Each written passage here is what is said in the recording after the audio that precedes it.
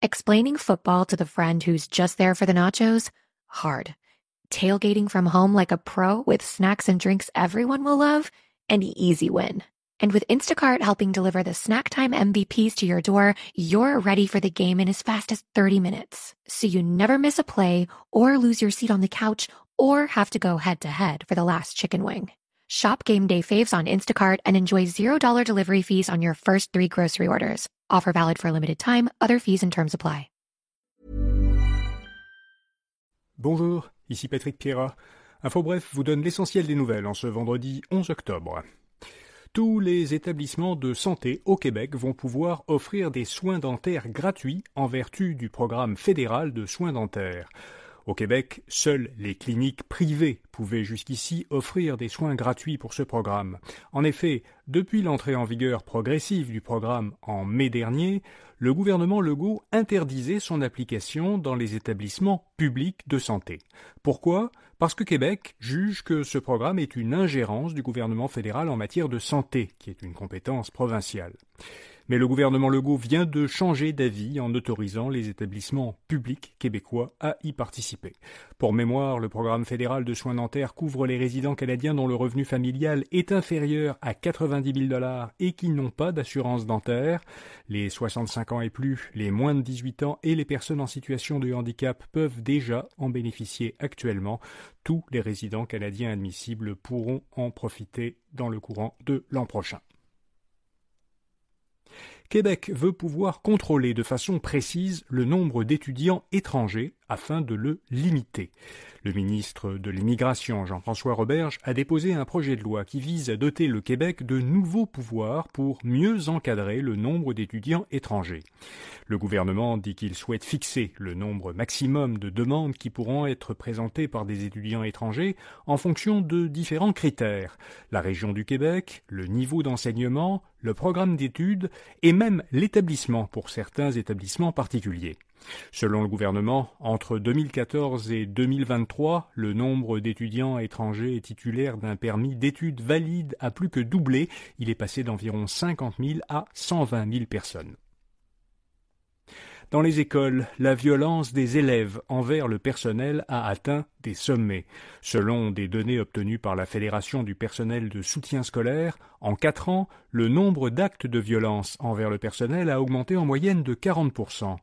Le personnel de soutien scolaire en aurait subi près de 13 500 dans l'année 2023-2024.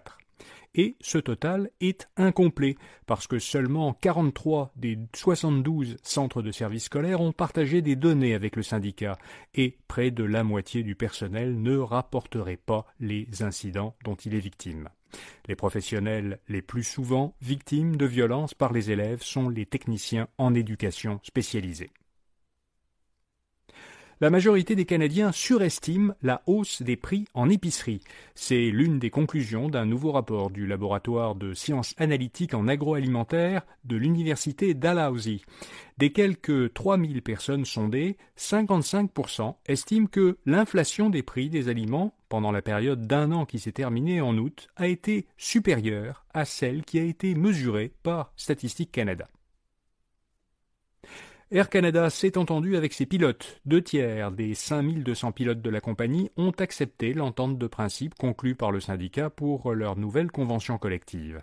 Les pilotes recevront une augmentation salariale de 26%, rétroactive à partir de septembre de l'an dernier, lorsque la précédente convention collective avait pris fin. L'entente prévoit également des augmentations annuelles de 4% cette année et les 2 prochaines. Aux États-Unis, la banque canadienne TD a plaidé coupable de ne pas avoir empêché des activités de blanchiment d'argent qui se sont produites dans plusieurs de ses succursales. Elle doit verser des pénalités de plus de 4 milliards de dollars. De plus, la TD devra se plier à des processus plus stricts d'approbation de ces nouveaux produits et services aux États-Unis et elle devra aussi limiter à leur niveau actuel le total des actifs de ses 2 filiales bancaires américaines. Donc des restrictions importantes sur son expansion et sur ses activités aux États-Unis. Peut-être avez-vous droit à un crédit chez votre concessionnaire automobile.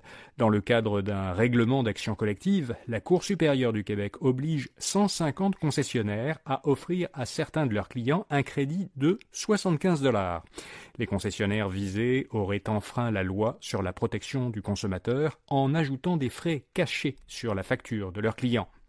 Ce crédit est pour près de 500 000 Québécois qui ont acheté ou loué un véhicule entre novembre 2017 et janvier 2022 chez les concessionnaires concernés, et il s'applique sur l'achat ou la location d'un véhicule ou sur les autres biens et services vendus dans ces établissements.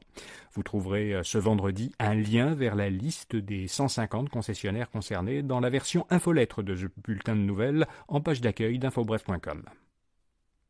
Et puis, le prix Nobel de littérature a été décerné à la sud-coréenne Han Kang. Âgée de 53 ans, elle a écrit des poèmes, des nouvelles et des romans, dont plusieurs ont été traduits en français. Han Kang est la première personne de Corée du Sud et la 17e femme qui remporte le Nobel de littérature depuis la création des prix Nobel en 1901. Voilà, vous savez l'essentiel. Comme chaque vendredi, dans notre infolettre InfoBref Matin, nous publions une sélection des meilleurs rabais de la semaine disponibles en ligne.